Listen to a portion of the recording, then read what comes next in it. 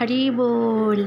কেমন আছো সকলে? আশা করি রাধা মাধবের কৃপায় সকালে অনেক ভালো আছো, সুস্থ আছো। তো আমরা বেরিয়ে পড়েছি। কোথায় বেরিয়েছি একটু পরেই জানতে পারবে। হ্যাঁ, যেখানে যাচ্ছি সেখানে লঞ্চ বেরোতে হবে, তো আমরা লঞ্চে উঠে পড়েছি। এটা রোদ্দুর ঝলমলে একটা সকাল। লঞ্চের হাওয়া খেতে খেতে আমরা পৌঁছে গেলাম। এইবার বলি আমরা কোথায় যাচ্ছি। আমরা যাচ্ছি মায়াপুরে। হ্যাঁ, জীবনেই প্রথমবার এলাম মায়াপুরে আমাদের প্রভুর দর্শন পেতে। এরপর একটা লজ ঠিক করলাম, ঠিক করে নিয়ে তারপর আমরা বেরিয়ে পড়লাম মন্দিরের উদ্দেশ্যে। প্রথমে এলাম আমরা শ্রী প্রভুপাদের ভজন কুটিরে। যদিও এটা প্রথমবার ছিল, কিন্তু আমার মন পুরো শান্ত হয়ে গিয়েছিল। শ্রী প্রভুপাদকে দর্শন করে আমরা চলে গেলাম গোশালায় মাতাদের দর্শন করতে। তোমরাও দর্শন করো। আমার তো এনাদের অনেক ভালো লেগেছে। আমরা যখন চলে যাচ্ছিলাম, ইনি আমাদের সুন্দর করে বিদায় জানালো। তো গোশালা থেকে বেরোনোর পর আরও অনেক গোমাতার দর্শন হলো। তারা নিজেদের বাড়ি ফিরছিলেন। অনেক সৌভাগ্য আমার।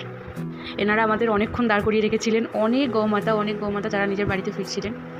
তো এবার রাস্তায় আমরা আবার আটকে পড়ি। আরও অনেক গৌমাতা তখন যার যার বাড়ি ফিরছিলেন আর কি। সত্যি কথা বলতে অপেক্ষা করতে ভালোই লাগছিল যে এত গৌমাতার দর্শন করতে পারছিলাম। সবাই গোচারণ করে যার যার বাড়ি ফিরছিলেন। তো এবার আমরা গীতা ভবনে চলে এসেছিলাম প্রসাদ পেতে। প্রভুর অনেক কৃপা যে আমরা মায়াপুরে এসে প্রভুর প্রসাদ পেতে পেরেছি, প্রসাদ গ্রহণ করতে পেরেছি।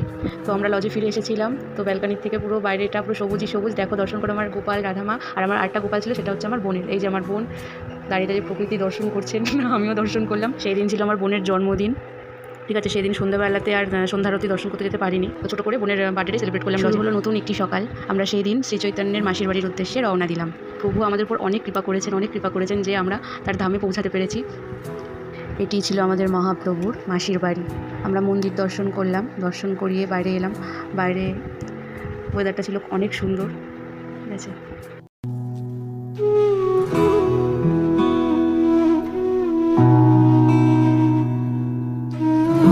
এবার এখানে মহাপ্রভু শ্রী চৈতন্য আর শ্রীকৃষ্ণর যুগল একটি রূপের দর্শন করলাম। মানে প্রকৃতিটাও যেন সুন্দর করে সাজানো রয়েছে এখানে।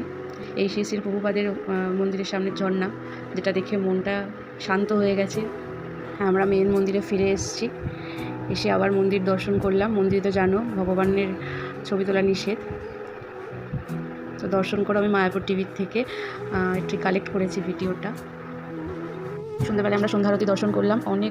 অনেক আনন্দ, অনেক মজা হয়েছে। এরপরের দিন ফেরার পালা সকালবেলায়। হ্যাঁ, আমরা 2 রাত্রির জন্য গিয়েছিলাম। অনেক মজা, অনেক আনন্দ করলাম। কিন্তু ফেরার সময় যে ভিতরে যন্ত্রণা, যে বিরহ, সেটা হয়তো কাউকে বোঝানোর নয়। আবার ফিরে আসবো কোনো দিন। রাধে রাধে।